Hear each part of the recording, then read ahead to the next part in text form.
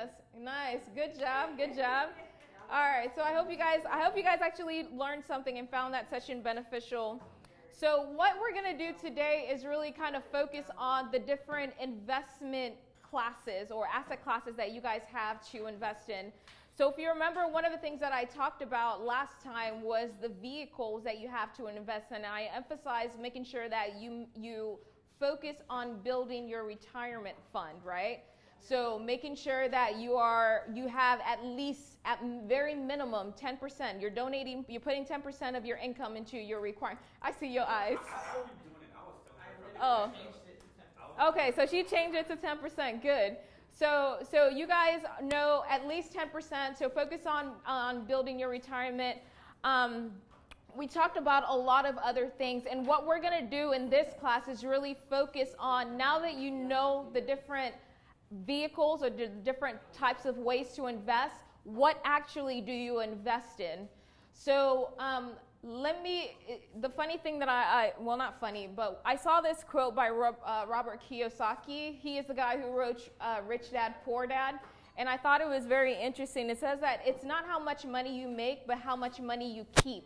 How hard it works for you, and how many generations you keep it for. One of the things that you guys got to understand is that as you're building wealth, right? It's not about I'm going to spend this money. You're literally building wealth for the next generation, okay? Whether the next generation is your children, the next generation or your nieces, etc. And one of the key things I want to make sure and kind of stress and emphasize during this class is that as you guys learn, please share the knowledge with others. If they talk to you and they're like, oh, I don't believe in investing, have a conversation with them. Why don't you believe in investing, etc.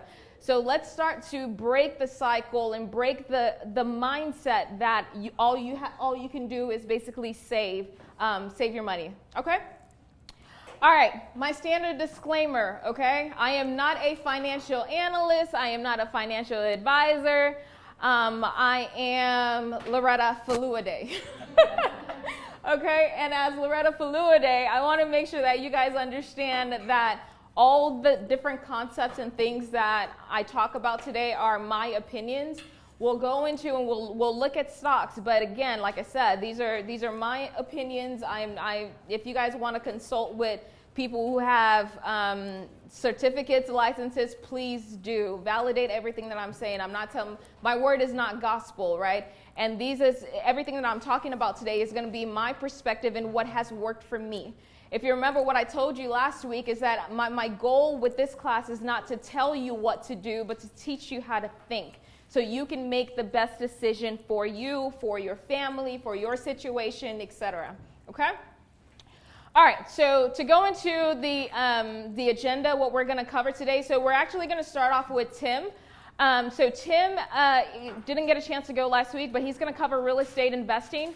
Then the next thing we're going to do is we're going to understand the basics. So market investing, what are some, and I call them the big Ds. So what are Loretta's big Ds when it comes to investing? Then we're going to go into bond basics. So understand, what is a bond? Where does it have? Why should you care what a bond is? We're going to look at commodities. Then we're going to look at stocks. I call it the fastest way to get rich and also the fastest way to lose everything. Because remember, the higher the risk, right, the greater the reward. But the higher the risk, the more you can lose. So don't always remember that when it comes to investing. Then the other thing we're going to go into is how you protect yourself with mutual funds. And then lastly, we're going to talk about how you put together an investment strategy. Okay? So with that, I'm actually going to turn the floor over to Tim and let him talk a little bit about real estate investing. All right. There you go. Thank you for coming, Tim. Oh, thanks for having me. Oh, and I keep forgetting to say this. I just want to give a shout out to those people who have really helped to put this together. Brother Landry, this is actually his office space, okay? So I just want to give a shout out to Brother Landry. I want to give a shout out to my parents back there. All these food, everything that y'all are eating, they helped put this together. And then last week, Eunice helped us with the water and the drink. So I want to give a shout out to you. Okay? Is it on and everything? Yeah, it's not going to. So what I've never done it. Put it on yourself. Okay. We're not that on your side, we're not that savvy. Hey, so let me make sure I can practice this. Which one am I practicing? All right, cool. Hey, good morning, everyone.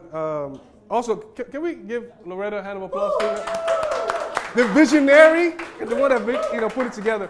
I think it's critical because when I was posting this on social media, a lot of people were responding saying, "Oh, wow, this is great," especially for the most part. Predominantly like African American or African or maybe people that are not necessarily with the white culture. A lot of times we don't necessarily learn these things. Can we say that's the honest truth a lot of times? Yeah. Unless you have parents that are maybe generationally, right? White culture doesn't know anything. Okay, perhaps. But overall, we can say if you poll 9 out of 10, right? The majority, a lot of times, for the most part, generationally, it's not been passed down, right? The scripture even tells us that that my people are perishing for what? Lack of knowledge, right? So here's the knowledge we're here to get, right? So thanks again, Loretta, and everyone that helped put this together. So my name is Tim Ebie. I'm with Ebie Real Estate. It's my own investment company. I'm going to jump right into it because I don't want to start flowing too fast. Here's our background. We're going to go through the agenda. I'm going to talk about my background real quick because it's good to know who you're listening to. Make sure they have some kind of credibility, all right? Because anybody can come up here, read Rich Dad, Poor Dad, which I did one time, which is nothing wrong, right?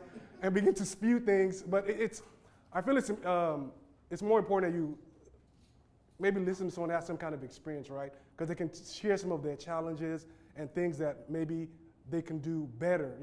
Have you guys ever listened to someone like on a podcast or seminar, and at the end they'll say, okay, if you had to go back and start again from the beginning, what are things you do different? Has anybody heard those kind of questions? Yeah. Right, so that's a good thing when you listen to somebody that has some kind of experience at least doing things. We talk about financial foundation. She's covered a lot, but I want to just highlight a few things when it comes to real estate, some key financial things that you need to keep in mind, right? A lot of times people get into real estate, right, because it looks sexy, right? And they just jump, real estate. But they lack true financial understanding, how finance works. Does that make sense? Yeah. Right, so they don't really understand what they're doing. They might make a lot of money, but they blow a lot of money. Loretta said it perfectly, right? If you talk to most people that are millionaires, decamillionaires, those people that make at least 10 million or more, what they'll tell you is that it's not how much you make. People make 6 figures are broke. Y'all know a few of them? 6 figures and they're broke. People are millionaires. Look at athletes and they're what broke, right? Because it's not how much you're making. What is it? It's how much you're keeping. You got to keep it. And can we go beyond how much you make and keep? It's not only how much you make and keep.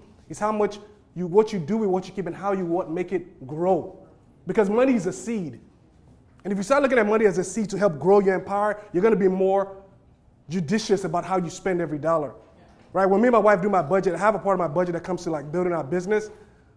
I'm very judicious about every single dollar that goes out because that's how the rich think. You just don't blow it, carelessly. So financial foundation is key. We're going to talk about being an active versus passive investor. Different property types. We're going to go into investment strategies. One thing about real estate, I don't know too much about stocks. That's why I want to learn a lot from Loretta today. With real estate, right, the secret, guys, a lot of people have made a lot of mistakes. The way you profit is when you buy it. As you're signing the contract, that's where you make your money. Not hoping that appreciation comes in 10 years. In 2008, during the real estate market crash, people were doing a lot of speculation. They thought they can flip properties and the properties go, values go up. What happened? Subprime loans, the entire market crashed. So you never invest for speculation. The secret is we invest for what? Cash flow. That's the name of the game, is cash flow. How much is the property cash flowing? How much are you getting every month, right? As a form of income. Please understand that difference. Don't invest for appreciation like, I'm going to buy this nice house in where Katie's a hot area, right? That is going to appreciate. No guarantee. Katie flooded during Harvey. It didn't really matter because people still buying anyway, right? But Katie is good, though. But overall, Houston is a very good market, so we're going to touch on that a little bit. Cash flow, I'm going to talk about power of leverage. Anyone that knows anything about real estate or maybe investing in a whole business, once you understand the power of leverage, once you know what leverage is, you understand leverage, it's all about leverage, right? That's how you build. Talking about deals, how to find deals, fund deals, flip deals, and flow deals. When we talk about deals here, so they're more than likely there are two people in the room here. There are people that want to look at real estate from like a business standpoint, maybe make it a business like we do, or people that just kind of want to, it's not really a business, I see a nice property, I just want to buy it, have a rental, that's okay. But either category you find yourself in, one thing I want to teach you is how to find deals like, how do I put this? The pros find them. Does that make sense? How to buy right is what I'm trying to say. Right? Because a lot of times people will just go to, okay, let me ask you this. If anyone's looking for real estate here, where's the first place you tend to go to? If you want to buy a property, where will you most of you go to? Where will you guys go to? That's good though. Let me backtrack. Who in here actually owns any kind of investment property? Not your main home, because your home is not necessarily, that can be an argument, but anyway. For the sake of this class, your home is not an investment. Your homestead, your primary residence, right? Who in here owns any kind of rental property? You do? Okay, how many properties do you have? One? Is it like a townhouse or a single family home? Single family. Okay, cool. All right, very good. How did you find the deal? How did you come across it? It's my first house. Oh, you rented it out? Okay, I did the same thing, which is good. We'll talk about that.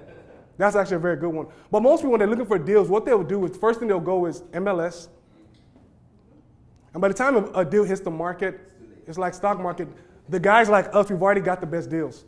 That's not to say that MLS doesn't have good deals, but you have to like dig judiciously to find very good ones. The next thing people do is, where do they go? Anybody want to guess? Huh? For me, I look at Realtor. Okay, very good. And realtor, the only problem with that is commissions. We're not trying to pay no commissions, right? We don't mind, right, if it's a good deal, because when you get a good investment deal, it's going to pay for itself, right? Guess, where else do you guys do you think people go to find deals besides the MLS? Huh? Tax things, exactly. Foreclosures. So people will go to the foreclosure in Harris County or in Texas as a whole. In Texas as a whole, every first Tuesday, right? Every first Tuesday in Texas, there's what's called like a foreclosure auction. So if you're 3 to 4 months delinquent, what the Harris County would do is they will actually come and foreclose on your property, right? And they will auction it off every first. So if y'all looking for deals, just go. September 3rd is the first Tuesday, right? Just go to downtown, the address, I'll give you guys the address if you want, and begin to bid. But the issue is you're going to be playing with the big money guys. So maybe you find a house for $20,000, you've been praying, fasting, oh man, this is the house. By the time you go there, someone says $120,000, and they stop bidding it, overprice it. So we don't waste our times at auctions. We go to auctions. Are those cash only? Cash only, yeah, you got to have the cash. Because if you close, they'll hold you to it. But the thing is, what we do is if we go to auctions as investors, right, we go to auctions to look for people with the money. Because one of the strategies we have is called wholesaling, where you assign the contract, right? It's a business term, really, it's a legal term, where you get a property on the contract, and I don't have to close it. I can sell it to her for a profit. So I look for people that have the money, that want to invest. So we'll go help them find the deals. They'll say, hey, here's this deal, but of course at our fee. And they'll buy gladly because they don't have to deal with the hassle at the foreclosure auction. See the little difference? How can you get started? I know, some of you, took action, went to Alley, which is good. So if you want to take action, I have some key tips you guys can do. Recommended reading, of course, Rich Dad, Poor Dad is number one. That's how I got started. Investment opportunities. If you guys want to work with us, I can, give you some opportunities to get started. How to get started. All right, background of myself. Started pretty recent, August 2017. I've always had an itch for like entrepreneurship, business, investing. Reading Rich Dad, Poor Dad. He talked about something called tax sales, how you can buy a property from a tax foreclosure, and let's say you buy it for a certain price. In order for the person, there's something called a redemption period. So if you buy a property from a tax foreclosure, in Texas, I think the law is, if somebody's property is foreclosed for delinquent taxes, not paying your property taxes, right? You can go buy it from the auction, but the issue is they have 2 years to redeem it. But the issue is, if I buy for $100,000 and they want to come back and redeem it from me, it's fine, but I can charge up to 15 or 18% for them to get their property back within 2 years. So that was the deal. So when I read that, I was like, oh man, this is better than all the other investments I've been looking at.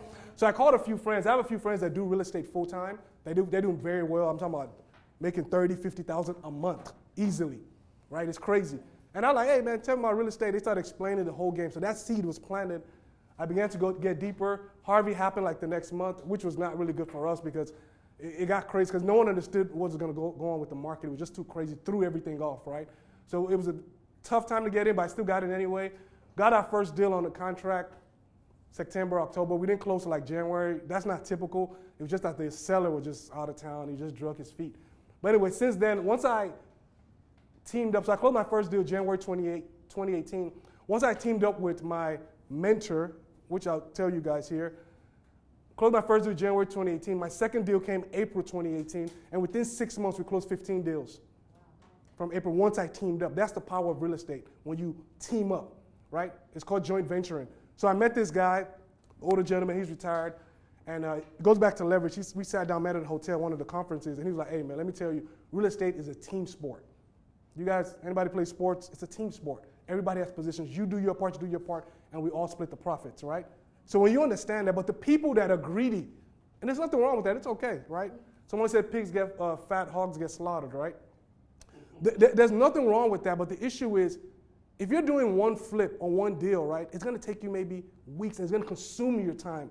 Whereas if I team up with my team, we can do 3 deals in a month or 3 deals in 2 weeks, where you're still stuck on one flip for 3 months. Are you seeing that? So we can scale faster because it's all about teamwork, right? I saw a scripture this morning, I was reading Ecclesiastes, it says 2 are better than 1, and it's true, because it's a better reward for what they labor. So you team up with the right people. So that's what we did, joint venture. We rapidly did a lot of deals fast, and I'll talk about some of that. So right now, because of that, now we own about 4 rentals and 3 owner finance notes, which this is what the banks are in. The banks ain't 2 notes. The banks don't do real estate. So why is this important? Because the name of the game, again, is what? Cash flow. Cash flow. So whether I wake up, I decide to go to work or not, every month on the first, well, not on the first, some people pay late, but but the bottom line, they pay it for the 15th. Because the 15th is when it becomes delinquent, right? Either way, we have direct deposit hit our account. So I can go to sleep, go to Nigeria, travel, whatever. There's a certain amount of money that's coming in from these properties every month. That's the power of passive income and cash flow. That's what Robert Kiyosaki calls have your money working for you. So whether I sleep, chill, do nothing, work or not, I don't have to, cash flow's coming in, right, every month. And the other secret here is, you guys don't believe this, one thing about real estate, and I'm sure with other investments, is something called, anybody heard the term of OPM? There you go, other people's money. Anybody that's in business, and this is what I was saying about a lot of times, we're not taught these things. Most people that are in business or investment, especially real estate, they rarely use their own money. You always use other people's money. It goes back to that term I mentioned earlier, leverage. I don't use my money. I'll say, hey, Loretta, how much, hey, you want to invest? But it's profitable for her because she has money that is not doing anything in a bank account and anyone else. So I get it. I pay her interest that she's happy about. I use the money to make money on my deals. You know why? Because there's so many deals out there, and even Donald Trump, before he became president, no matter how you feel about him, even Donald Trump doesn't use his own money for deals. Robert Kiyosaki, they don't use their own money because the thing is, nobody has enough money for the deals. You will run out. A lot of times, a lot of our deals, the reason we have to sell the deals, we didn't have money because they're coming like this, right? So if you have a team of people that want to invest, you can help them get good returns and using other people's money to grow, okay? So that's key that you... Why don't you believe in Is that my phone? So let's start to break Oh, there you go. the mindset that Yeah, Lord. all you can do is basically save your money. There you go. Way to chime in. Thank you for the contribution. Appreciate the contribution. All right, let's keep it rocking. All right, disclaimer, she did the same. Hey, I don't know you, you don't know me, and I'm just playing. The bottom line, read this, take a picture. This is my disclaimer. I'm not going to waste time on that. Let's go. I'm not an advisor. Get to do your due diligence. All right, financial foundation. Understand how money works. I said it earlier. It's important to understand the foundation because if you don't understand the foundation, you're not really going to understand what to do when you come up with any kind of money, right? Understand that money is what? Currency. It's supposed to be what? On the move, doing something. So money is meant to work for you and do something, right? Currency is supposed to be you use money, make an investment, pull your money out, put another investment, pull your money out, and keep doing it. It's supposed to always be moving, right? So if you have money sitting in the bank account, like she was talking about last week, online savings accounts, they might give you, 2%. Goldman Sachs, some of them at 2.25%. Ali's at 1.9%. We have some of our emergency funds in Ali, right? So I know these. But the issue is, inflation is probably about 3-4%. So you're actually losing money every time your money sits in the bank account. Are we seeing this? So when your money sits in the bank, you're losing money because of inflation, right? So that's a problem. So money is currency. So how can I have this money that I'm sitting around and invest it to help it make more money? Look at your money as your employees, your soldiers, to go out there and build for you. So these are my soldiers, let me employ them to go to work. And not just sitting there not doing anything, right? Because they're losing value. Okay, so here's the next key. Financial foundation. Understand the different types of income, guys, right? There are 3 types of incomes. One is called, most of us in here, if you have a job, you understand it. It's called what? Earned and what? Active income. Earned income, active income, people that have jobs, W-2, self-employed, accountant, attorneys, engineers, Yeah. I still have a full-time job, so I still have get earned income, right? So the issue with earned income, what does it say? Are we here? What does it say here? Highest taxed. What did we say earlier, Robert Kiyosaki Foundation? It's not how much money you what? It's how much money you what? Keep. So if you're getting taxed, who's taking your money? IRS, the government. So if you're doing earned income, just think about the American system. Just think about it. The people that work the hardest, middle class, to build the economy are taxed the most. Just think about it. It doesn't make sense. They're taxed. We work hard every morning, and we're taxed the hardest. Highest tax, earned income. And it's called active income because what? You have to what? Work hard for your money. You heard about it? Money doesn't grow on trees. Parents tell you, go work hard for your money. They're talking about earned income. Remember I talked about mindset programming? So you're telling your kids, oh, go get a job. Oh, you're programming them active income. Nothing wrong with that. I'm going to show you guys how to spin that for your advantage, right? You're exchanging your money for time, but the issue is you only have 24 hours a day, 7 days a week, 168 hours a week, right? So there's only so much time you have. People work in nursing, 3 shifts. Nothing wrong with nursing. Shout out to all the nurses. But a lot of times we work so hard, but there's only so much you can do, right? That's earned income. The other type of income is what? Portfolio income. That's what she's covering, right? What is it? Income from what? Your investments, interest that they pay, the dividends, royalties, basically capital gains, right? This is good. What she's teaching, portfolio income. That's why I like this class. We're covering different asset classes. The good thing about portfolio income is what? Can we see this? Your money's what working for you. It's hard for you. So now, every time you get some money, you invest it like in who's good? Amazon. You invest in Facebook stock or whatever, or Google. The good news, your money's working for you, right? It's the second next tax, but at least it's better than earned. The next one we're looking at here is where we want to make our money, is what? The passive. Remember, you're gonna keep hearing this recurring theme about passive income and cash flow. Now, when you have passive income that comes from what? Real estate. Your passive income is what?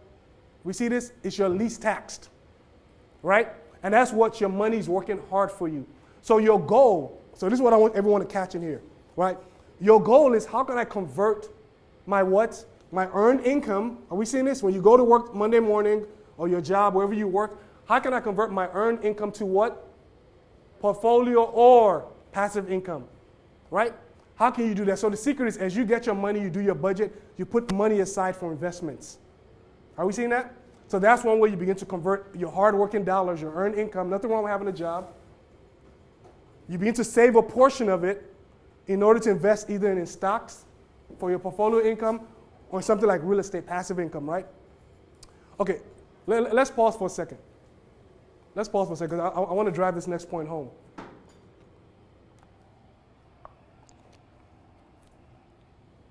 I talked about programming, right? A lot of times, a lot of us are programmed, oh, go work hard for a job. There's nothing wrong with having a job. But somebody said the only issue is there is a problem with only having a job. Are we seeing that? Nothing wrong with having a job, but it's an issue with only having a job, right? Someone said the word poor. It's passing over opportunities, what? Repeatedly, right? Passing over opportunities, that's a poor mindset. This is an opportunity to learn and apply. Say that again. Poor. It's passing over opportunities repeatedly. Constantly passing over opportunities. Okay, here's the secret. Guys, please catch the second point. The secret is, how can I, please catch this, how can I work what? One time and get paid forever? That's how the rich think. How can you work hard one time? Maybe you can work hard for 1 or 2 years, hard. But once you stop working, you don't ever have to work for the rest of your life. That's to understand the power of compound interest.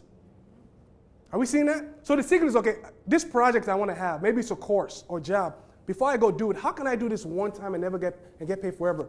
Royalties with books. People write ebooks. They automate the whole process, right? You go to their website, put your email address, they charge you $15 or $14.99, whatever they want to do, right? But they did the work one time, maybe spend 6 months, research something you need, and they charge you $14.99, and they get paid whether they're sleeping, they just get their PayPal alert, ding, ding, ding, ding, ding, ding, ding, wake up about $2,500, next morning, ding, ding, ding, ding, ding, $3,000. Are we seeing that? Yep. Work one time, get paid forever. That's understanding passive income. That's what we do with real estate. And that's why I mentioned you don't invest for appreciation, you invest for cash flow. So when we're out there grinding, looking for deals and building our rental portfolio, what are we doing? We're working hard one time and getting paid what? Forever. Next 30 years. Easily, yeah, but you can just hear. Right? Are we seeing that? Okay, so the next thing is, guys, please catch this. The entire United States tax code. Are we catching this? Please catch this. The tax code that you see, they said the United States tax code is complicated. It was built and designed for who? Businesses and what? Real estate. That's why if you look at the tax code, guess who gets taxed the least? Passive. When I have investments in rentals, we don't even pay taxes on our passive income.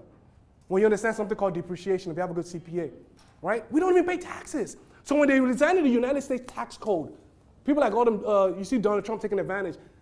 The tax code written for business and real estate. People that have, any of you that have business LLC, when you do your taxes, you pay your taxes after you itemize your expenses. Right. Yes. Whereas if you're in W-2, what do? They take the, before you even hit your direct deposit, they're taking their taxes out, earned. But when you have an LLC, some of you guys have businesses. When you're filing your taxes on your businesses, you file your expense, went out to dinner, came to a class, hung out with my friends, marketing. Then whatever is left, you get taxed on. Are you seeing a little difference?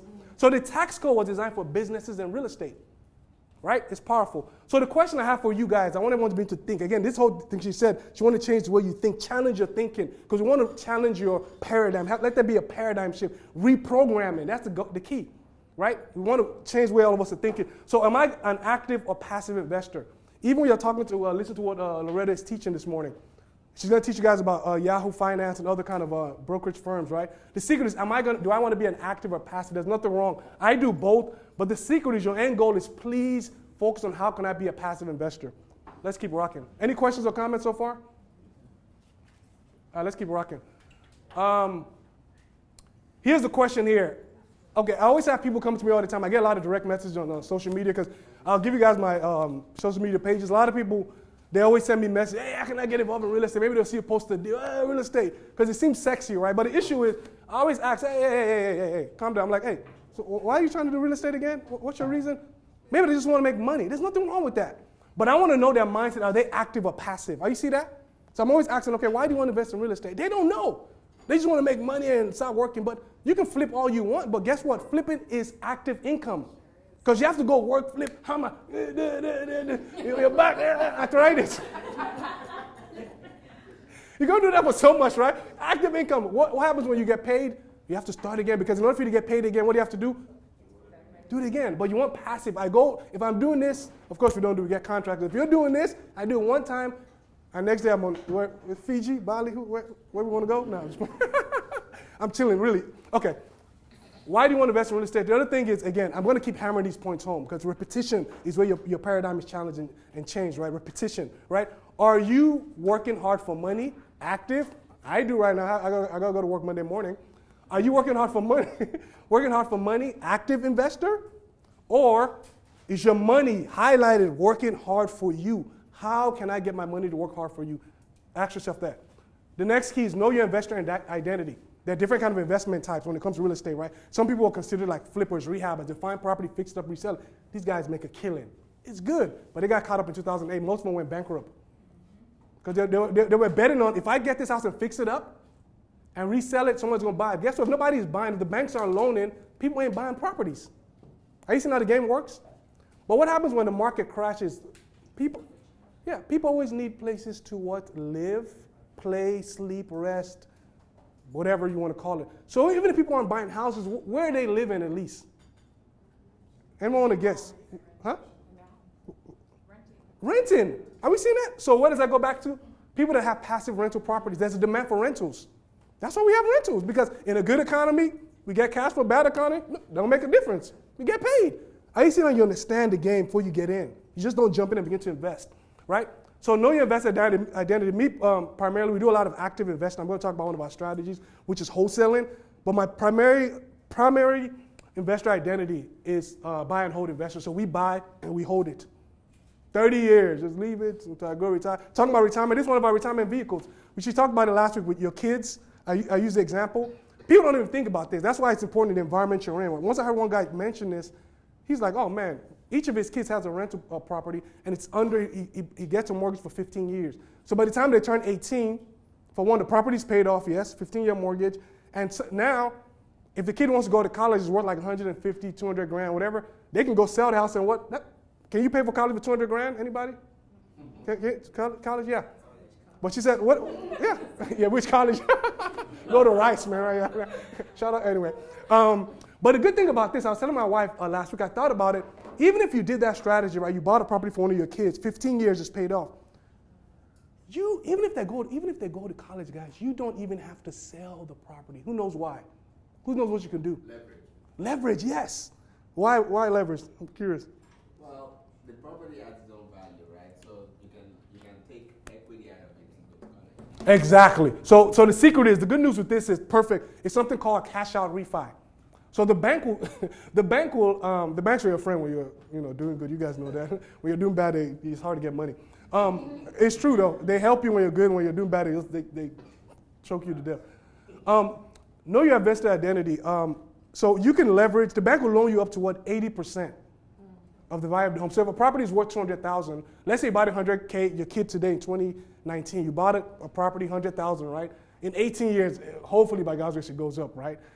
So let's say it goes up to 150, 200 grand. 80%, by then it should be paid off. You get a 15-year note, right? If you go back and refinance before the kid goes to college, let's say a year before, right? The bank will borrow you up to $160,000 if that property is, like I said, is worth 200 grand. So that's 80%. So now, think about it. Leverage, leverage, leverage.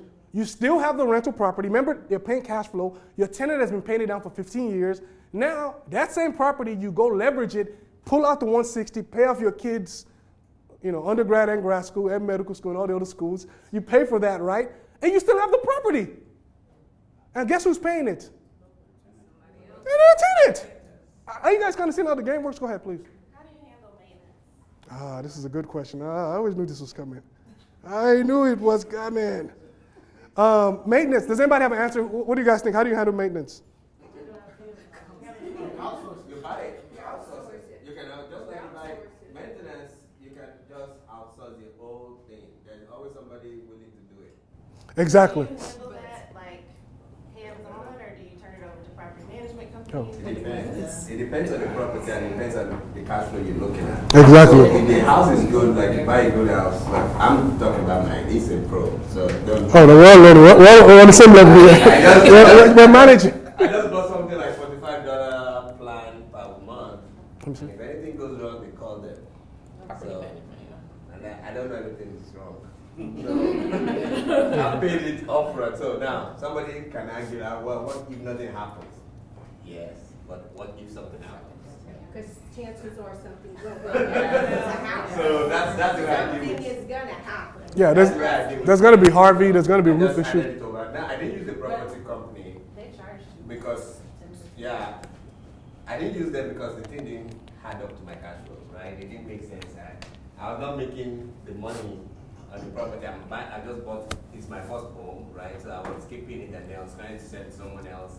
So things went south. But at the same time, when the property guy was talking to me, it didn't make sense. The number didn't. Yeah, Mom, go ahead, please. I just went to buy the $45 per month. You're talking about, maintenance, small maintenance and all that. But when your renters, maybe you're changing renters, you have the wear and tear. Of course.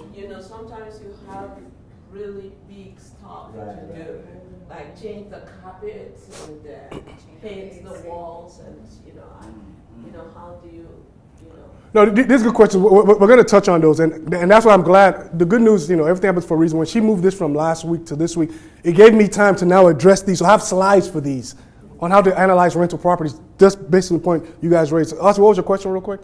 I wanted to know if you can get into the numbers as far as taking a loan out on your property and what the interest looks like. We'll get into that also. Again, good thing about coming this week, I have more time to actually add more details, right? But to answer your question, maintenance.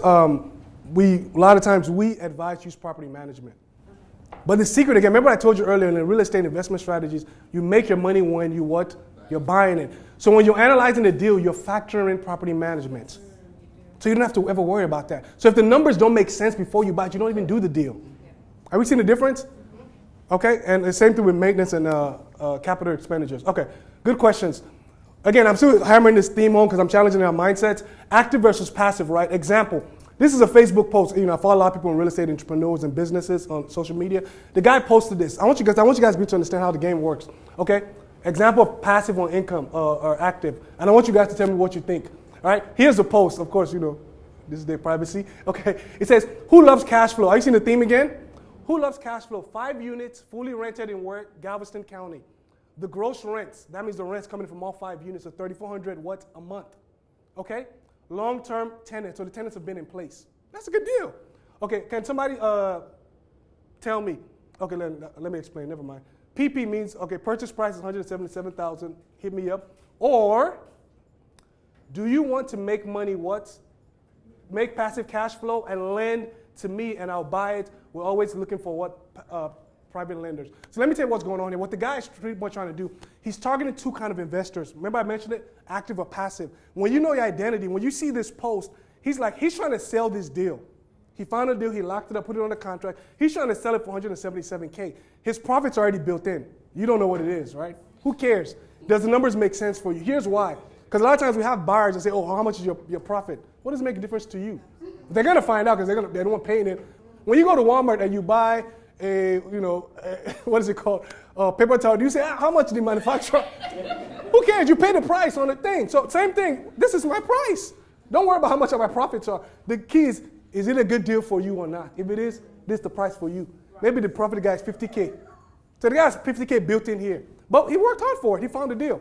So he's targeting active investors here. So like an active investor, if I wanted to buy this, I'll hit him up.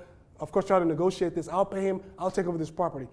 Or he's saying here, I'll buy this myself if I can find somebody that will lend me the money. So if you had $177K he got from different people, maybe in a 401K, what he would do is he would probably pay you an interest, whatever you guys agree, and it can be 8%, 6, 10, 12%. But he will pay you some kind of interest because you agree to invest in his deal. Now, based on this scenario, he becomes the what? The active investor, and you become what? The passive, because you have the money to invest. So you're a private lender. So all a private lender is your family, friends, relatives, church members, co-workers that want to lend to you privately on their deals, whatever terms you guys agree on. That's key. Yeah, please. Is he looking for that whole price? Or Yes. Is he looking for several different people Well, that's good. That's a good question, right? to invest in that? How do I put this? So the SEC rules out there, Securities Exchange Commission. You can't go out there soliciting money. So to an extent, this is not even right. Right? The way most people post this, I had another example. Did I take it down? Let me see. Okay, I took it down because I was trying to reduce the slide. So basically, the way other people post, whenever you're looking for private money people to invest in your deals, the SEC rule is that you have to have some kind of pre-existing relationship. You have to have a relationship. It has to be a friend. You have to know them, your family, someone you know. But even if somebody wants to invest in your deals, it's okay. The secret is we have to get to know each other. Because if the SEC, and what you mean by getting to know each other, go to lunch a few times, go to Starbucks, and we know each other. Because if the SEC ever comes auditing you and comes after you, right, you have to say you at least understand the person's investment style and things like that. The only people you can maybe solicit to, like what's called like accredited investors, people that maybe make like, their net worth's like maybe $1 million, they make over like $200,000 a year as far as their income. So those are called accredited investors because they understand the game. But everyday people, SEC doesn't play that. Right? So you want to make sure they have a pre-existing relationship, right? So that's, does that kind of answer your question? So you can, to answer your question more details, I brought that up because normally the best thing for him is, on this kind of deal, one person to give him this entire money.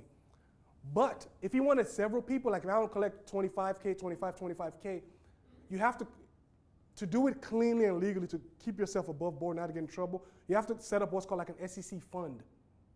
So you pretty much create a security, kind of like stocks. You create a security, you get an SEC attorney, you pay them like $50K, they draw up the contracts. Now you have the fund. You can now legally go to say, hey, okay, guys, I can come here right now and say I got a deal. Hey, the entry point is 25K, but I have a fund in place. So I created an LLC. Everybody invests. Everybody buys shares of the fund. We just created security. So that's the difference. So if I want to solicit money from different people, make sure I have SEC guidelines in place. If not, raise it from one person that you know is a family or friend. So to circumvent this, one person you know that you have a relationship with, they can give you the entire money, okay?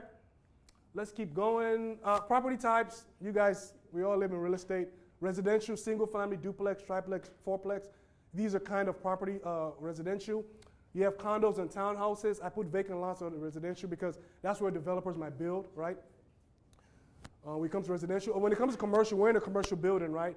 Office, there's also medical. You have apartments, multifamily, mixed use. Does anybody know what mixed use is?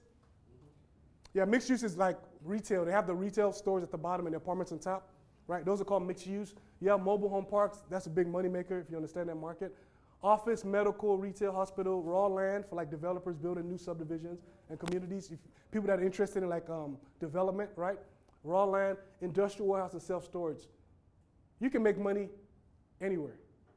But the reason I brought this property types up is because it's not necessarily an asset class, because asset classes are equity, stocks, those are different kind of assets, but these are property type. But the issue here, I find a lot of people when they get in real estate, and I brought this up because what they do is they start here, and they jump here, then they jump here, they jump here. They're all over. There's nothing wrong with it, but what happens is you don't have focus. You don't know your identity, you're all over the place. Because each asset class is deep, it has a lot to learn. So what we do primarily, we focus primarily on single family homes, and which is residential, and we focus on these two guys, apartments and multifamily, right? So when you're talking about apartments or multifamily, as far as the lending criteria, multifamily is 5 units or more. That's the way the banks look at it. It has to be at least 5 units or more. Anything under 5 units is considered residential. Basically, the way you qualify for the loan is different. They look at this as a commercial loan if it's 5 units or more. So that's what I'm saying. So if you're jumping back and forth, you might get confused. So we focus primarily here, and we get certain deals, we get here because we have partners that can help us take these deals down. Let's keep going. Investment strategies, we're going to go into some more, but I mentioned it earlier, you profit when you buy. These are different investment strategies. Today, we're only going to look at a few: fix and flip and buy and hold. And we're also going to look at assignment of contract wholesaling, where I told you add your fee. Okay, so there's so many more. We're not going to go into this, but I lay this out, right, because I wanted you guys to see that there's more to than just fixing and flipping, right? There's more to just rentals. There's more to wholesaling. There's something called wholesaling, lease options, note investment, doing wraparound mortgages. That's what I mentioned we have. Doing short sales. There's the BRRRR strategy. There's house hacking. You guys know what house hacking is, right? House hacking basically is pretty simple. You might have like a duplex. You live in one unit and you rent the other out. So you're living rent free. That's house hacking. So that's a great way a lot of people get started in real estate. So that's what I was talking about. If we knew this when we were younger, I got my first house at 28. I'm going to go buy a single family house in Cypress. Nothing wrong with it. But if I understand what I understand now, that's what I'm saying. If you can go back, you guys that are younger, I tell okay, let me not say that. Okay, let me stop. I don't want to get into that. But if you're younger, let me put it like that, and you're working, maybe stay at home with your parents, I suggest, say calmly, it's up to you. I would say if you want to get your first place, it looks nice, getting your first house, put on Instagram, people see it, it's good, it's fun. But I would say from an investment standpoint, long term, I would suggest do house hacking. Go find like a duplex or triplex, or even if you buy a house, find a way to maybe rent a few rooms out and pretty much live rent free, right? That's house hacking. You live in one unit and you rent the others out. So somebody else is paying your stuff up for you, so you're living rent free. And what do you do with that extra money? Invest it. It becomes portfolio or passive income. Are you seeing how the game works? When you understand, you know what to do. Quick question for you. So that other example where you showed the guy who wanted to sell the place for $170, was that a wholesaling scenario? Yeah, exactly. More than likely, obviously it wasn't his property, so he had already built in his fee. We don't know what the fee was. He didn't put it. So that's called wholesaling, and we'll touch on that. But I wanted to show you guys there's a lot of other deals. There's something called wholesaling. What wholesaling is basically, man, these guys are crazy. I'll find a property, it's worth $200K. I buy it for like $100K for whatever reason, buy it $100K.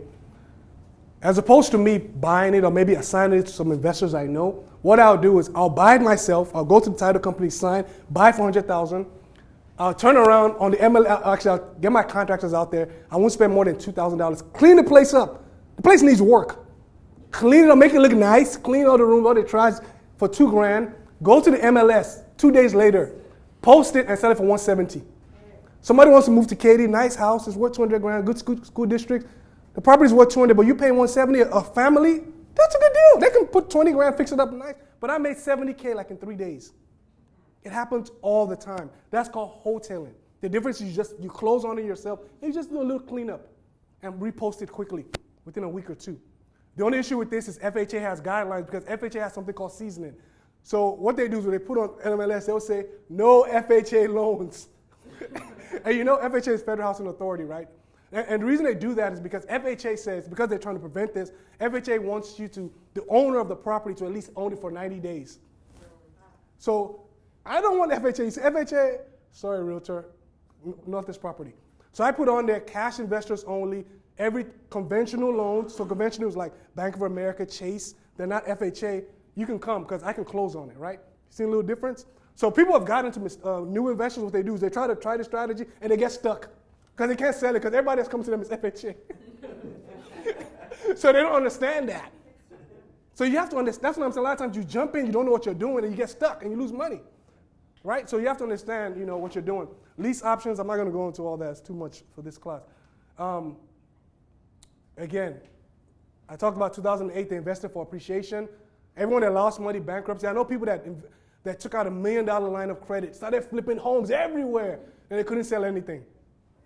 Then they went bankrupt. Greed. I shouldn't judge them, sorry. but it's okay, so anyway, that's what happened. Remember, the name of the game is cash flow. I don't want to harp on that too long. Escape the rat race, right? The name of the game, I keep saying to guys, is passive income, right? The secret is, notice I use this word, positive cash flow. Do you know your cash flow can be negative? Because if you invest and you're not making money, it's negative cash flow, okay? So the name of the game is, how can I escape the rat race? The rat race is you wake up every morning, you pay your bills, go to work, go to sleep, you live for Fridays, thank God it's Fridays. Oh, it's Friday, I'm happy it's Friday. Okay, we know that. Happy it's Friday. That's because you're living in the rat race. No non-judgmental, I'm in the rat race, by God's grace, we all get out. We're getting out. We're getting out, there you go. Hey, you want to get out, man. Your stress is different. Your face is fresher. Just look at everything. I know 30-year-olds that are retired. Plenty of them, especially this new technology, YouTube stars and social. People are retired at 25. So the older generation, like maybe the baby boomers, things they taught us. No, ain't nobody working 30 years for no corporation. I'm not. I'm not working no 30 years for nobody. I'm just being real. I'm not. We getting out. It's going to happen, right? So the name of the game is, right, how can I escape the rat race? That's why I want you guys to get this foundation in, right? So the secret is your expenses right now, living with your parents or you own your own place. Your expenses right now is $5,000 a month. Your expenses to live, your kids, everything, $5,000 a month. The secret is, how can I get investments through stocks, portfolio income, or passive income through real estate portfolio rentals that exceed my expenses? So I pay $5,000 a month. I'm making somebody else rich. Walmart, my bills, when I'm making somebody, because every time you're paying bills, somebody else getting profits off you. You're making other people rich. That's what happened with your bills. So the secret is, how can I reduce my lifestyle, right? Because you don't want to make people rich when you're broke. That's what we all do. We make people rich every day. Talking about, well, bro, you ain't broke. You just don't understand how money works. That's it. That's the hardcore truth, right? So the secret is, my lifestyle is $5,000 a month to maintain. Okay, cool, right? But the secret is, how can I my investments bring in $5,500? The day that happens, that your income coming in from your assets, where you don't have to work, they exceed your expenses, that day you're officially retired. Not that you have to stop working, but you might work one every 3 months for 2 hours. That's the day you choose to wake up when you're done sleeping. Exactly. When you're tired of sleeping, you wake up like, ah! When you try to go to sleep, you can't even sleep. The sun is in your eye. Ah! Okay, now I have to wake up. You go to the gym, you do your quiet time, you go running, social media, you go to Walmart, it's all the stay-at-home wives. I've been there. Like the thing, it happens. People that are retired, it's actually a different lifestyle. Matter of fact, you get discounts for the airlines because it's non-peak period. Now everybody's back over the summer, so the airlines hike up all the rates. So when you're retired, it's actually cheaper to live when you're retired. It's cheaper. We don't learn this stuff. They just say, go to school, go to U of H, Rice, get a degree, and join the rat race. No more from today. Financial freedom. Yep, that's the name of the game. All right. Let's get this going. Real estate is the ideal investment. The reason I mentioned, you might want to take a picture of this, is important, right? I'm not saying it's a perfect investment. I'm saying it's the ideal.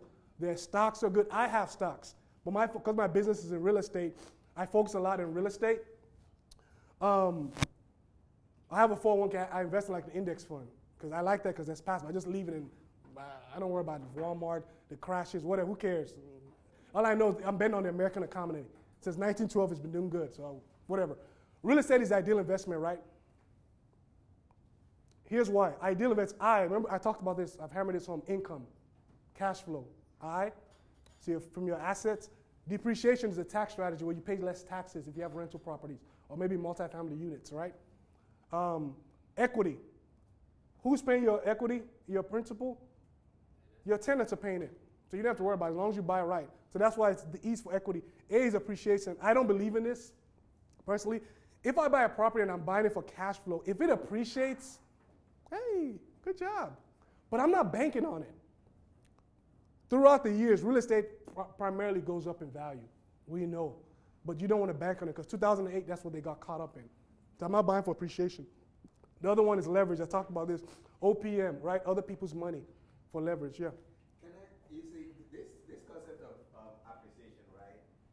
I was looking at it some time ago, and I realized that, and I think it was Peter Sackett that was talking about it. Really, properties are not appreciating. The money is depreciating. The currency that you own today That's good. is what is going down. So in other words, $100 could buy you a shoe last year. When the same $100 buy the same shoe 10 years. So it's really a virtual, it's a concept. It's not real. The money itself is going down. So in other words, you could buy the property you could buy for $200,000 last year because of the value of dollar.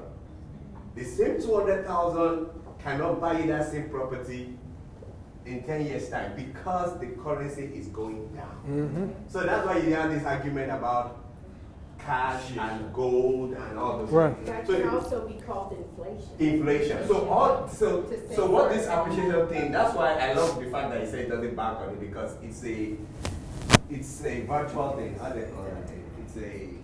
It's not real. It's something that is affecting. Just pause it. It's so abstract. Thank you. That's what I mean. It's an abstract reality. Right. Your property can go up, but it's an abstract thing. Right. The thing about appreciation is different between residential and commercial. When we talk about property type, somebody calls residential, again, the property types, residential, townhouse, single family home. Somebody calls it real estate. You know why? Because if somebody goes, you guys looking for a home right now, you want to go buy a property, it's how you feel like, oh, the kitchen counter is nice, the kitchen is nice. So when realtors are pulling what's called comps, which are comparables in the neighborhood, it's based on what people are willing to pay. But when it comes to commercial is all based on the income it produces. They're considered income producing assets. So when they're building an apartment complex, if you live in an apartment, if you've ever lived in one, as they're building an apartment complex is designed to cash flow. It is an investment. So whoever owns apartments, it's a business move.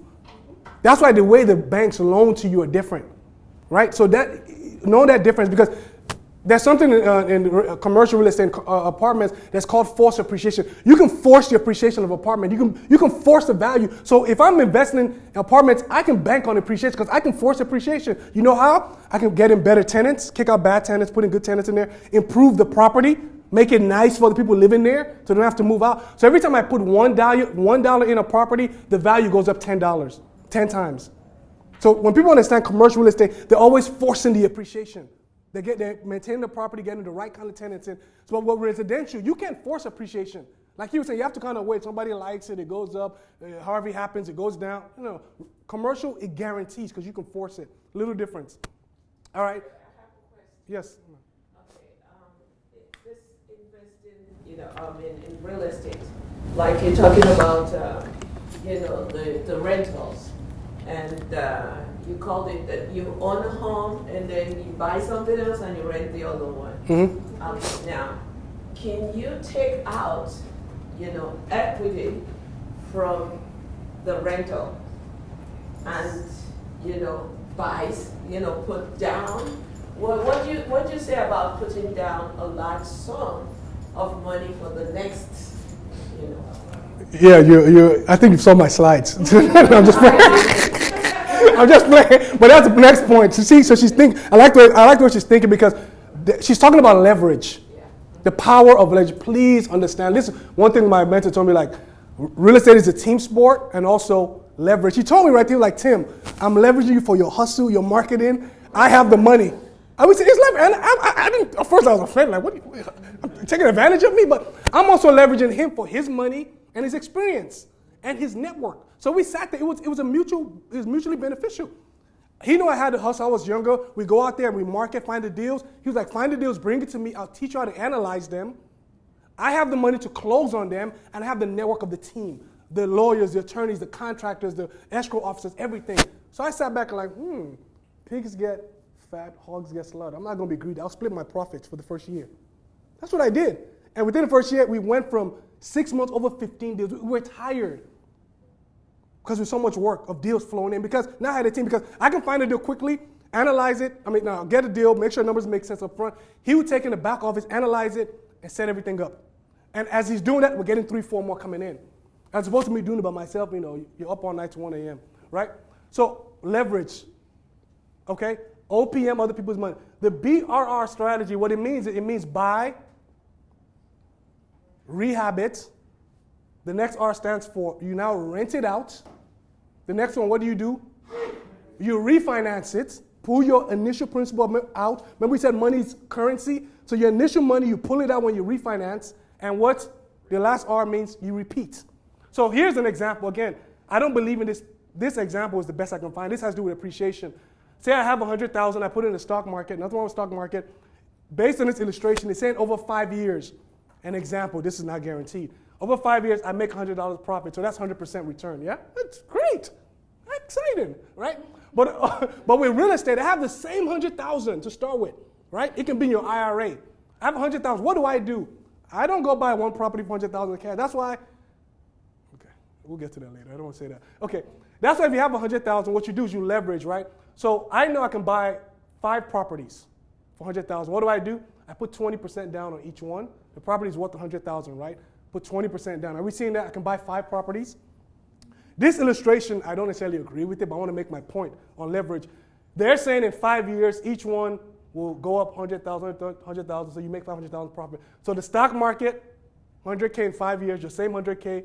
In real estate, your same $100K. If everything goes well, you appreciate $500,000, which is same 500. Appreciation, I don't believe in it. That's a concept. My point I wanted to drive home here is I have the same 100K. Me personally, I won't buy 5, I'll buy 10. Because we have strategies that we can buy properties for $10,000 that are worth 100K. I don't know if I have time to talk about it. All right, we'll see. The bottom line here is what's going on. Like Mommy mentioned here, 20 grand, I buy a property, right? I put a tenant in there, I'm renting it out.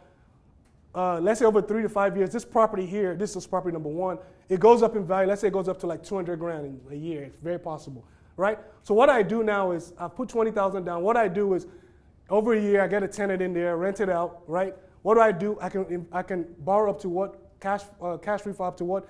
80% of the value. So I can pull $160,000 out now, right? And get my initial 20K out and go do it again. That's basically what's happening. And who else is paying for that? My tenants. And I do it over and over. So that's the leverage. Here's leverage again.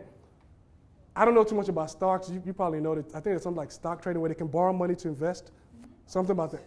Options, what is it? Okay, I don't know too much about that. But I know in real estate, primarily, me and you, everyday people, right? You can go right now, you can borrow 10 grand from the bank, and what can you do? You can buy a $100,000 property, or 200, in this case, right? That's leverage. So with a small amount of money, you control what? A big asset. Do you see that? So with just 20K, I control $100,000 property. Now, I control up to $500,000 worth of equity, of assets, because I understand leverage, right? So the secret is I get it, rent it out for a few years. What I do, I refinance it, pull that 160 out. Are we seeing that?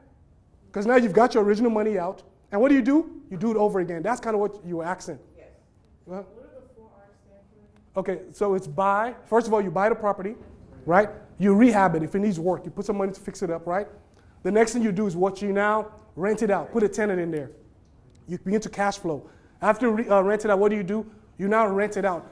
The secret is, again, you're making money on your buy. When you're analyzing your property, we're going to look at it. When you're buying it, you have to make sure that you bought it low enough that you can refinance. When you refinance 80%, you bought it low enough that you'll be able to pull cash out. Does that make sense? So let's say an example, very simple. Property is worth $100,000. I don't want to buy it for $80,000. Because if I try to refinance, the bank's only going to give me up to what? $80,000. So I don't have no money to pull out. Because the secret with money is you have to pull your money out to have it working again. That's why I laid that foundation at first. So just one second. So what you want to do is you want to buy the property right around $60,000. Are we seeing that? Including fixing it up. I buy it for $60,000. It's worth $100,000. When the bank refinances it in a few years, in a year or two, I can pull out what? How much? No, up to 80. You can pull out $80,000. How much do you have at closing? You have $20,000 cash at closing. Is that $20,000 cash at closing? Is it taxed or tax-free? Tax-free. Why? Who knows? Huh? Exactly. It's a loan. IRS is not going to charge you taxes on a loan. I used to have the wealthy make money, and we say it's not how much money you make, it's how much you keep. So if you're refinancing all these properties, pulling out equity, and you're doing it correctly, if you're buying it right, it goes back to buying it right, and you pull out $20,000, or whatever it is, you have $100,000 extra now to go back and do it again, tax-free. And somebody's paying that loan for you down. Do you guys get the power of leverage? What was your question? Well, you kind of touched on something. I just wanted you to kind of, in a nutshell, go through the refinancing process and what you go through before you are able to pull out that equity. What do you mean? Like, what do you go through? Well, I mean, like the steps. I know you have to. It's almost like you're closing again, right? When you refinance. Okay, so perfect example again. Like I said, so properties. Let's use one as an example. So whatever I do for one, I do for all of them. So I buy a property, have 100K. I go put 20% down wherever. So I get 100K. I'm not gonna buy the property is worth 100,000. Let's slow down. I'm not buying it for 100,000. That's the bottom line. When you, as an investor, you okay. Can we back up and can I ask a question? Sure. So, because I think you mentioned earlier that the most important thing is to make sure you're making a good buy. Exactly. Where do you find the criteria to make sure that what you're buying is a good buy? We'll cover that. Okay. Good question. We'll cover that. So so it's 100,000 as investors. Remember I mentioned that you try to approach from a business standpoint as professionals do. I'm not going to buy a property that's worth 100,000 for 100,000. I can in some circumstances, but that's a little more advanced. I don't want to get into. I want to make it very basic so it can help all of us, right? I want to buy it for, let's say it's worth 100,000, but I want to buy it for maybe about 60. This answer Aussie's question, right? I buy it for 60,000, including me fixing it up. So like you put down 60,000. And maybe I buy cash or whatever. Okay. I buy cash 6,000, maybe I get a loan for 60,000, but it's really worth 100,000. Okay. You see a little different? So that's the first process. Yeah, it appraises for 100,000, but I buy it for 60. And the reason you're doing it because you know you want to refinance, and the bank will only give you up to 80%. So if it's worth 100,000, you know the bank will only give you up to 80,000. So you know that going in. So you're not going to buy 90,000. Other people that don't understand this, 90,000, they're texting their friends, I got a good deal. Yeah, but your money's stuck. Remember, money is what currency is supposed to be moving. Oh, snap, what did I do? Anyway, can you help me? Okay, there you go. So, thanks. So the idea, yeah, Mom, sorry, go ahead. Okay, as you're talking about it, I'm thinking, okay, investment in real estate. Each person, you have to do your homework, and you have to invest in areas that you know, or you from your how do you call it now? What are the criteria of making sure that you're buying you're buying it in an area where you know that rentals, because there are some neighborhoods that are rental, renters neighborhoods. Right, yep. And you know the school district is very good. Good. And you know the criteria and all that. And you know how fast, house go in that area. As opposed to just, I want to invest in real estate and I buy randomly, from any area. She raises a very good point. Thank you for bringing it up. You guys write, if you have interest in investing in real estate, write these zip codes down. We've done analysis. These are the hottest zip codes in Houston. And you guys probably already know the answer. Number one is Katy. 77449. 77449. That's the hottest. The properties don't last on the market. So she's talking about rental or buying. 77449. School districts. So these are the best zip codes that investors prey on, so to speak. That's kind word. Sorry, Jim. I was telling my husband I'm just having a private conversation. I had told him that's the zip code where we live. It's a good zip code. And because we live there, we see it's a renters, area right now, and it's hot because of the school district. It's Katy. It's Katy. So the first one is 77449. The next one, Also in the area, 77084 of I-10 and like Park 10. 770, like Bear Creek area, though it flooded, people are still buying it. 77084, trust me. If you want to get rentals or properties to flip, even if you flip it, you'll make your money back. Somebody will come buy it. 77084. The next one, the third hottest one in Houston, I don't know the zip code specifically, I'll get it for you, I can't remember off the top of my head, is Spring. I think it's like 77388, one of those zip codes. It's Spring, then I can't remember the other two. I'll text to you guys, I forgot. Me personally, as investors, we're always looking at those top 5. What about in the loop, though? Yeah, so in the loop, right, so that's a good question. In the loop where you have like a lot of gentrification going on, so the gentrification-related neighborhoods that we have some properties, or at least one of our hottest one, because they're by the medical center and they're building out, 77021, which is like 610 and like Cullen, but that's inside the loop. You want to make sure it's inside 610, not on the outside. It can be the same property on the outside, and it's not as hot. So 77021, 77021, 77051 inside the loop, 77047, 77022, close to downtown, and 77033.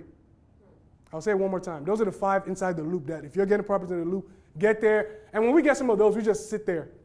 Just wait till they come and say, hey, we want to develop here. Or you might knock it down yourself and build townhouse, right? How do I find zip codes In in other states? other states, I can get that to you. Because they do a whole bunch of analysis. And yeah, it's so 77021, 77051, 77033, 22, and 47. Let's keep going. So, but answer Ossie's question, 60K, I buy for 60K, I fix it up, everything's 60K all in, I refinance it for 80,000, I pull out 20,000 cash at closing, I can take that 20,000 again and do it again. That's the power of leveraging OPM or other people's money. Okay, here's how the pros look at it. When you get into investing business or invest in real estate, they simplify the entire business model. It's 2 things. You're either finding deals. This is where we are. This is what our business focuses on. We find deals, or you're doing what? Finding money. That's the game. It's simple. It's either you have the money or you have the deal. And what do? We're matchmakers. We bring them together. We get the deal. You got the money. Oh, we're all happy. Now pay us. That's what happens. That's when we get our payment assignment fee. Us wholesaling. So you're either finding deals or finding money. So I'm going to teach you guys very quickly how to find deals or where to find deals. So don't go to MLS. Don't go to auction. Or we'll call you and we'll buy from you. You buy without fear. All right, so here's where you find the deals. Just part of my color code, I just couldn't get the best one. So this is not like this is not the header. Anyway, here are the places. The way you find deals, you look for problems to solve. That's the key. You look for people with problems. And that's why real estate, the pros always make money in a good market and a bad market. Because you're always dealing with human beings. People always have problems. So whether it's a good market, there's going to be people still have problems. A bad market, the problems multiply by 100. That's why you see people make money when the market is bad, because if you understand problem solving, you solve more problems and you get paid. That's how you make money in business. You solve people's problems. Yeah. That's how they pay you. You serve to solve problems, right?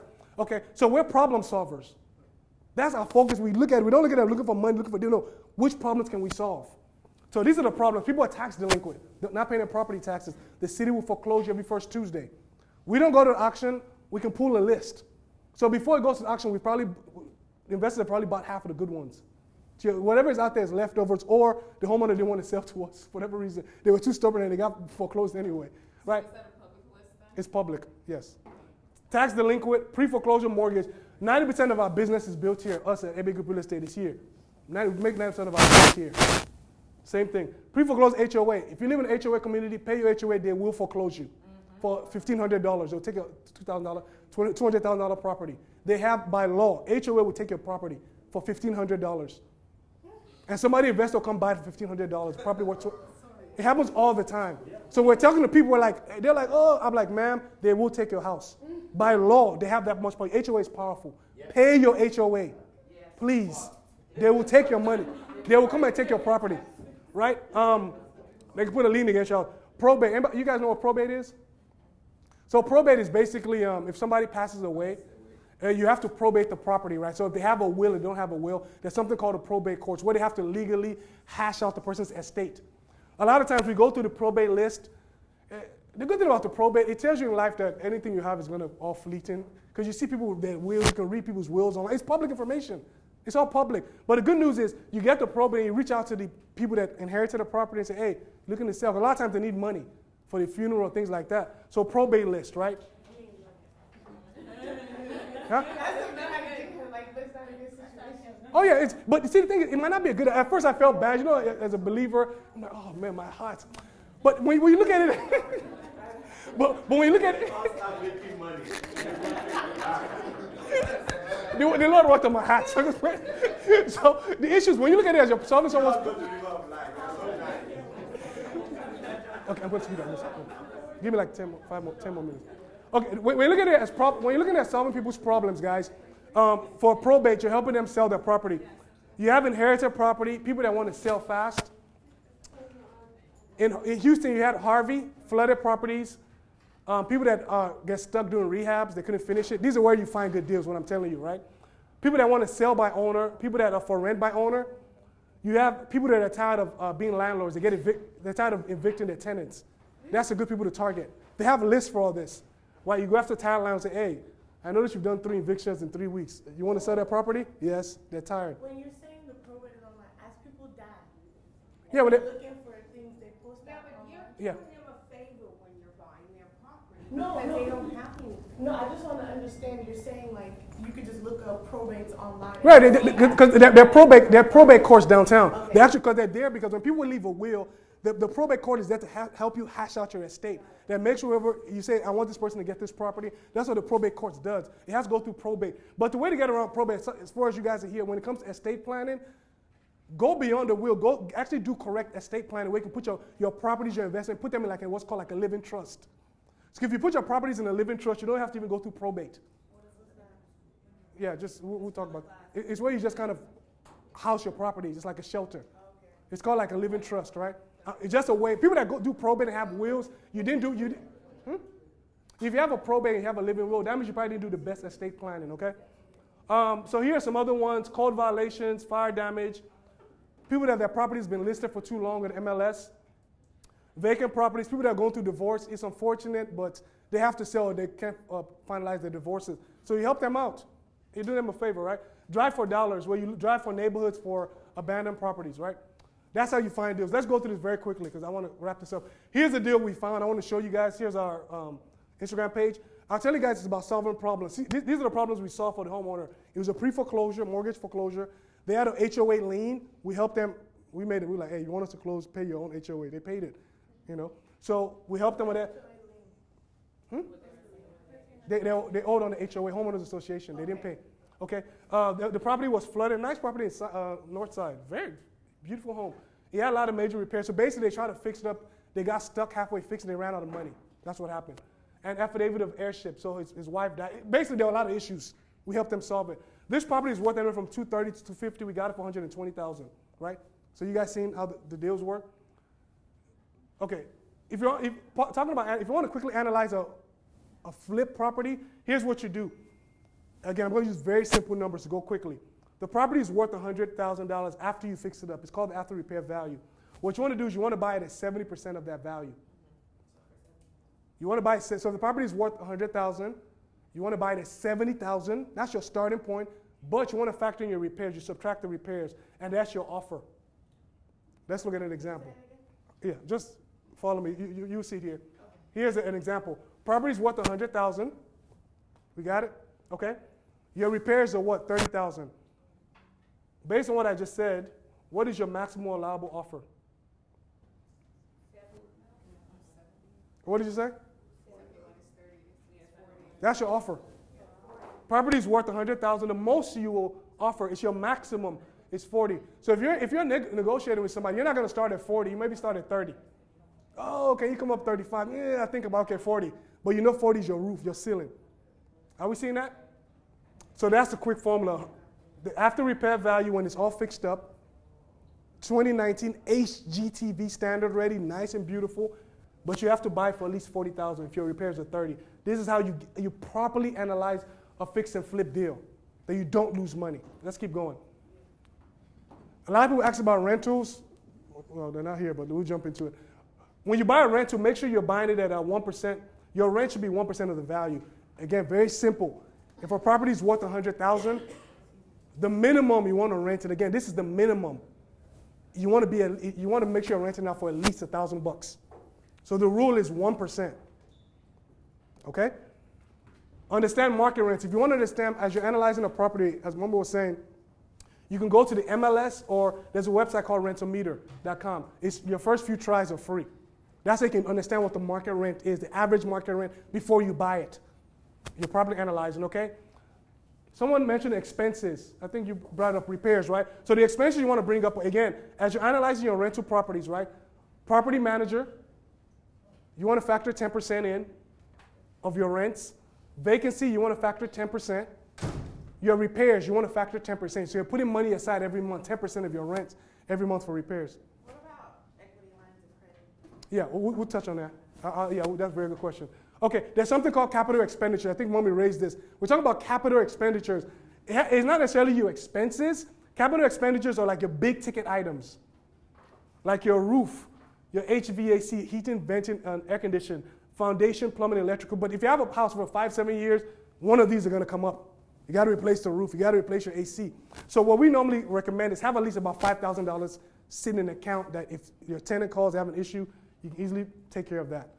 That has nothing to do with this. So are you seeing how you have to actually properly analyze before you buy? So you need to make sure you're analyzing it properly. So also you want to determine how much I want to make a month, cash flow, 100, 200, whatever. And your offer is based on how much can I cash flow. Let's look at an example very quickly. This is really the main part I wanted to hammer on, and the rest part is just going downhill. Real quickly, simple example, looking at a rental. Again, a lot of you had questions. The property value from the MLS, you have a realtor pull the comps, the comparables. The property is worth $100,000, okay?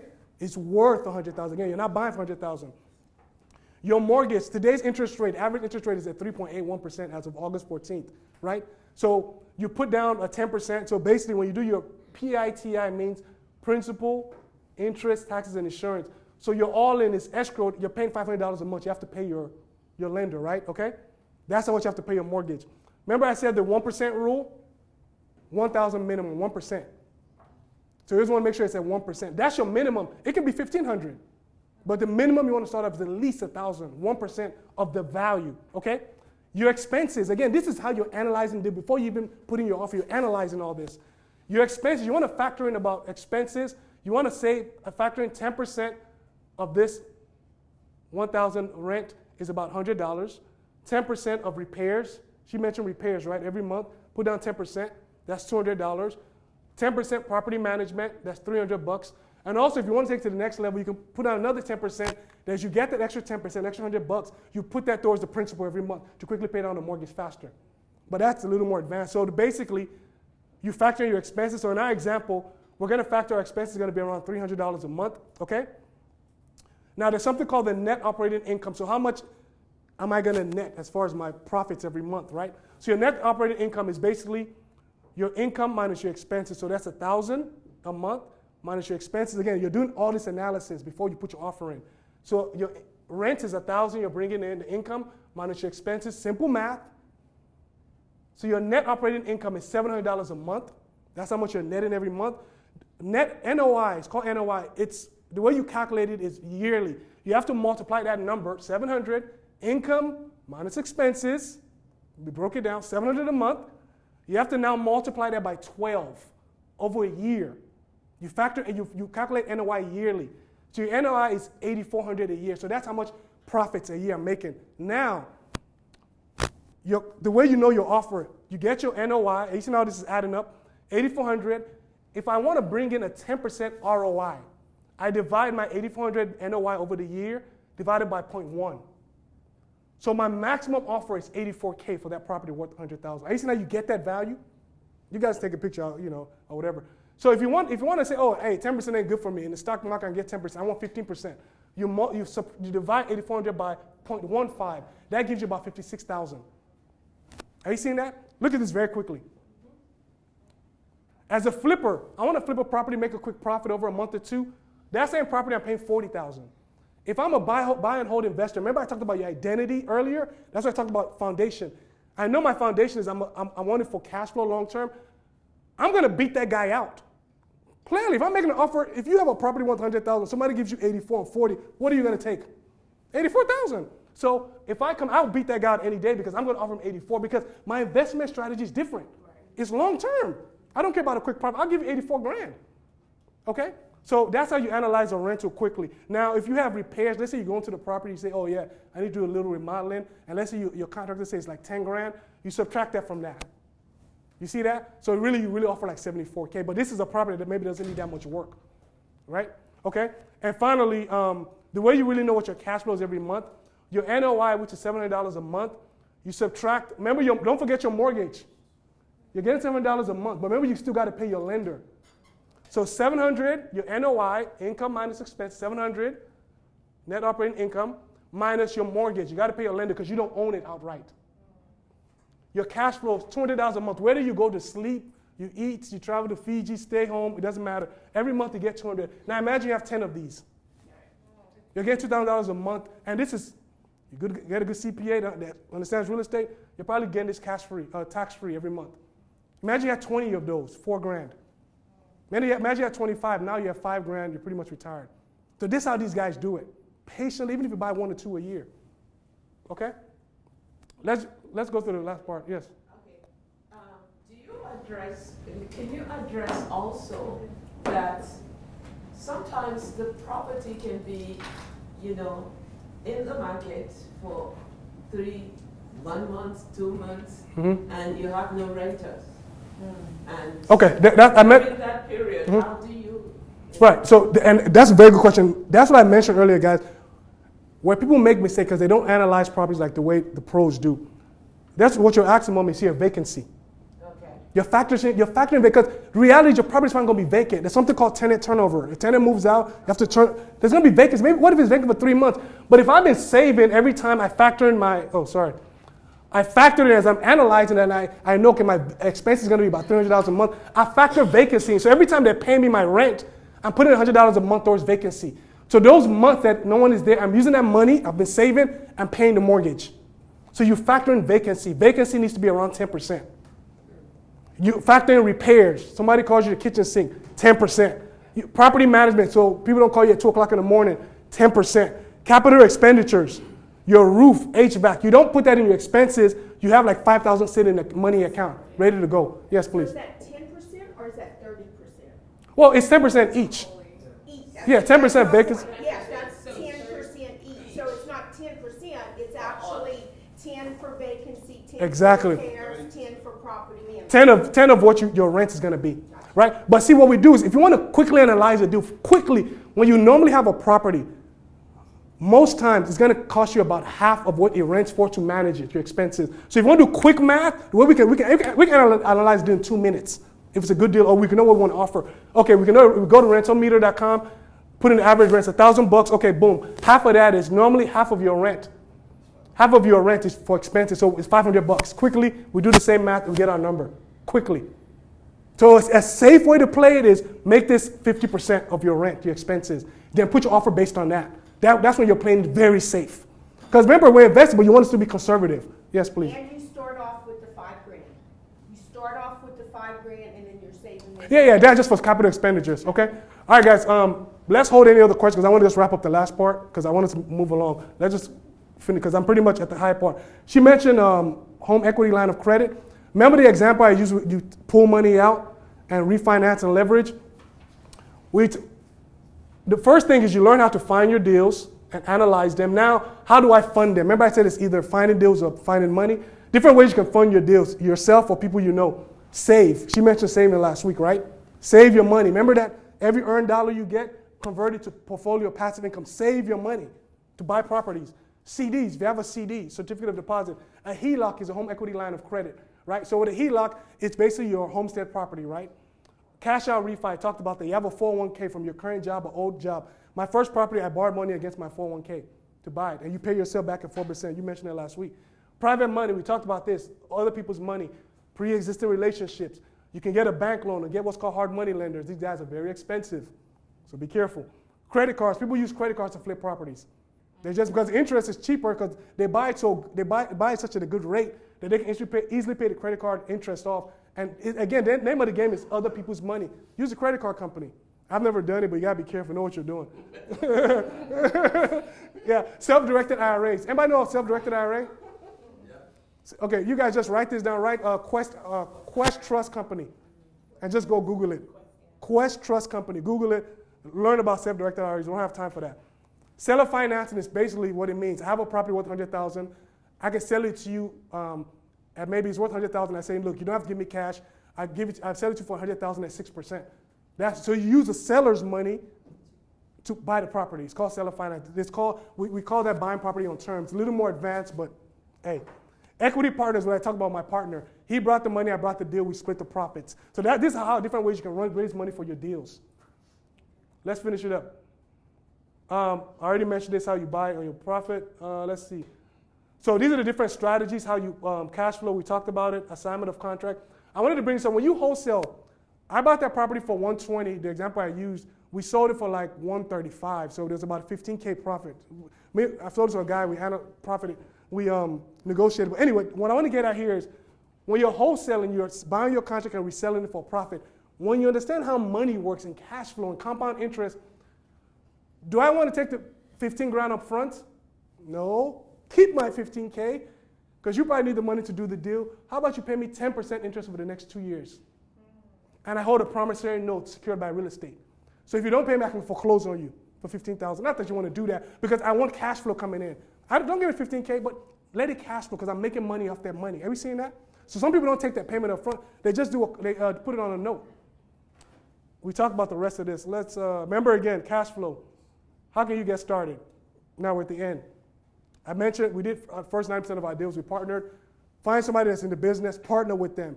They will hold your hand. You will make mistakes. You can tap into their network. You don't have to go find a contractor and CPAs and escrow officers. Partner. Split your profits. I did that. You don't have to. It's just faster. YouTube University. Google real estate. Google real estate and YouTube. All right, so there's something called real estate investment associations. They're all over the town. Reach out to me. I'll give you more information.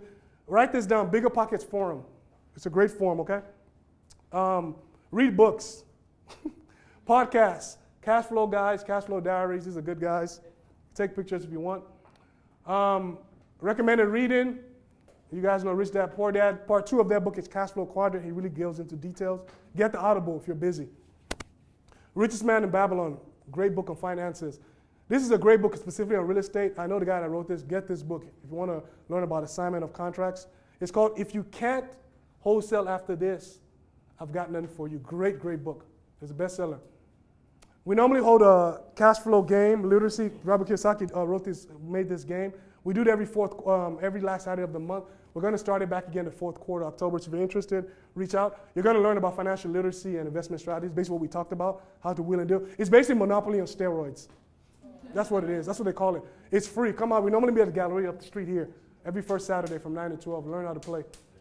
All right. Investment opportunities with us. If you guys want to get in, hey, meet a lot of guys do it. I have something called Earn 1K program. Basically, we'll pay you 1K for finding deals. Every deal you find, we'll pay you 1,000. You find 2 deals a month, I'll give you 1,500 and so forth. But we'll teach you how to find the deals. I couldn't cover that today. We'll go in details. But you earn 1K every time you find a deal. We'll pay you 1K if we buy it. Don't just send me a deal. We ain't paying you. We have to buy it. We have to close on it, then we'll pay you 1K. All right. I talked about this earlier. Joint venture, another way to partner with us. We split it 50-50. You have to put skin in the game. So you do the marketing. I'll show you what to do. Get you the deal. We'll split the profits. It's an excellent way to get started. Or if you want to just invest passive, like I mentioned, let's say you have money sitting in the bank account and say, you know what, Tim? Too much information. Just give me 10% of my money over the next 6 months. That's fine. That's being a passive investor. You want to be completely hands-off. Just send me my financial statement maybe once a quarter, and I want to see direct deposits in my account every first day of the month. That's fine. That's a passive investor. If you want to do that, like we get deals all the time. What's the minimum entry? There's no minimum entry. Just reach out to me. We'll talk about it. There's no minimum, right? Because there's so many ways to do it. And here's how to get in contact with me. I'm here, so just reach out to me. Take a picture. And yeah, I have a lot of cards on me. Oh, sorry, guys. All right, sorry, I'm just trying to wrap it up. Sorry, I took a lot of time. You know we're going to find you. Yeah, that's trying to wrap it up. So that's my number. I'm very active on all these social media platforms. All right, thanks guys. Thanks for the time. Reach out to me. You want the slides? Yeah. If you want the slides, reach out to me personally. I'll get it to you. Okay.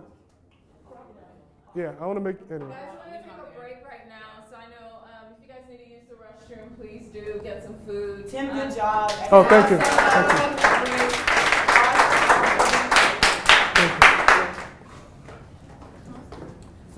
Y'all can break. If you go out here into the hallway to the left.